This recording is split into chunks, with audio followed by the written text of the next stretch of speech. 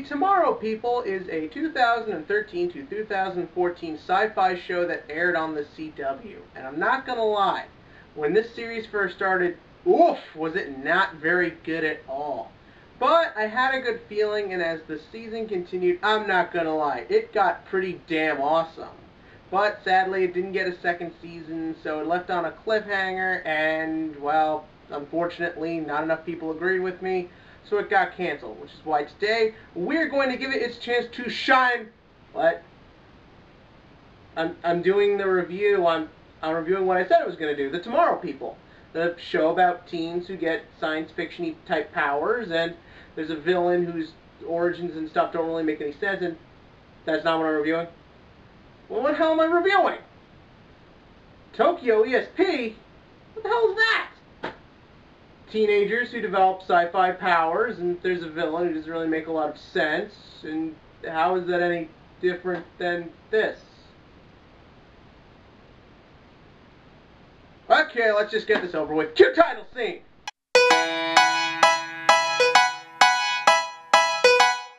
Tokyo ESP is a 2014 sci-fi anime that, if you couldn't already tell, has kind of a typical premise. It's the Tomorrow People, it's X-Men, it's all those types of things. Basically, you have people who are developing mysterious science fiction-y powers, and the reason I use that term like that is because the powers they develop in this show vary wildly. You got your main character, Rinka, who can walk through walls, her love interest, Asuma, who teleports, her dad's got magnetism-type powers. It's all very varying and all very different. And from there, the series, it's pretty generic, but generic does not have to be a bad thing. The series is generic and can still be fun. It can still be an enjoyable time and a good series to watch. Does this show do that? At times. There are moments where this show is absolutely brilliant, but then there are moments where it's actually quite bland and forgettable. And a lot of that has to do with the way the show is introduced. Episode 1 is aired out of sequence from the rest of the series. It's actually, I guess, technically you'd call it episode 11 or something of a 12-episode series. And the thing is that it does something that really irritates me. Something that pisses me off, and the reason I wanted to review this series. In the first episode, which is the 10th episode, you get my point. They don't introduce Rinka, the main character. Instead, they're showing all these characters, all the different characters we get to know, some we don't really get to know, and they are having them talk about her as the white girl. I'll get into that in a minute. And they're talking about her like she's this big legend who's changing the world and who's helping all these new psychics and stuff and doing all this. They build her up almost as this Jesus-like figure and make her seem out to be this amazing heroine who has done all these great feats. Then episode 2 comes, and we start off where the story is technically beginning, and we find none of this is the case. Look, Rinka is not an unlikable character. She's a nice girl. I like the animation design of her. She's very likable, and she is relatable, which is all you really need. But this series knows it's so generic and knows it's very plain. Instead of doing what, say, like something like a Rail Wars did, which was amplify the elements that you know work, the series does this cheap ploy to make characters seem more interesting than they actually are, the plot more strongly developed than it really is, and the action bigger than it really ever gets to until that last episode. This is a serious problem. You see it more in American TV with the use of things like flashbacks or flash forwards.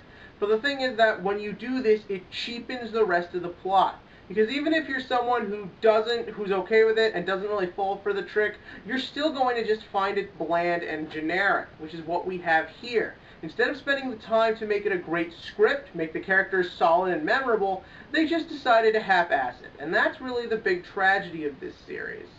The other big problem the series suffers from is the animation. Not really on Rinka or Asuma, but just, what the fuck am I looking at? That's right, there is no consistency to the way any characters are designed in this show.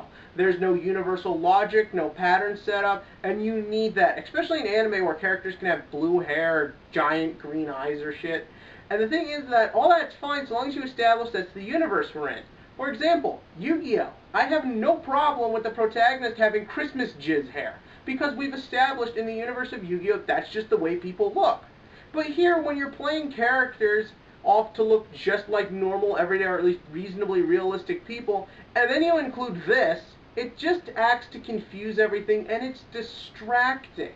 Apart from that, you have a lot of other confusing things. Like I said, our main character is not really anything great, but she's not really a problem.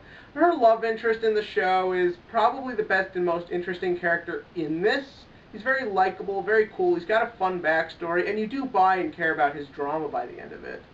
After that, it's all kind of just your generic ones. There's the one who goes from being bad to good. There's the smartass. There's the one who's full of himself. The cute little sister. The flying penguin, for whatever reason. And then for some other reason, there's just things like talking panda person. The villain in this series is very bland and forgettable, and it sucks, because at first he looks really cool. He's got this creepy design I won't spoil here, but looks awesome when you first see it. But once again, the series just, instead of developing them in a way that makes the character impactful or memorable, just tries to put together a confusing plan and a ridiculous backstory that kind of gets overblown a bit. Again, not bad or terrible, but just not as good as I feel it could have been. Apart from that, the series also does this annoying thing where it just sequel baits the ending without really entering a story that is, once again, not interesting enough to warrant a sequel. And that's my problem with this series. Ultimately, what it comes down to, it just does nothing interesting. It doesn't do anything new, it doesn't welcome to the board, the logic doesn't make any sense. For example, Rinka is called the White Girl because when she uses her powers, her body turns albino. Why? Absolutely no idea. There's no logical reason. It's just sci-fi logic of, I told you so. And when you're not going to explain everything or give anything any logic, nothing can truly feel satisfied because we haven't set anything up for a satisfactory ending to even work. And because of this, when you just have a series that doesn't really work in any sense of the regard, the only thing I can say is Tokyo ESP is a 5 out of 10 on the sci-fi scale. Again, it's not terrible, it's nothing great, but the thing is that I just couldn't get into it. Now, if you can, that's just fine. If you like it, feel free to tell me in the comment section below why. It's just too clunky for me. And as always, click to like and click to subscribe, because starting tomorrow, I'm doing back to going the Yu-Gi-Oh! Arc 5 updates. We got a lot of stuff to talk about and a lot of meta decks to make fun of.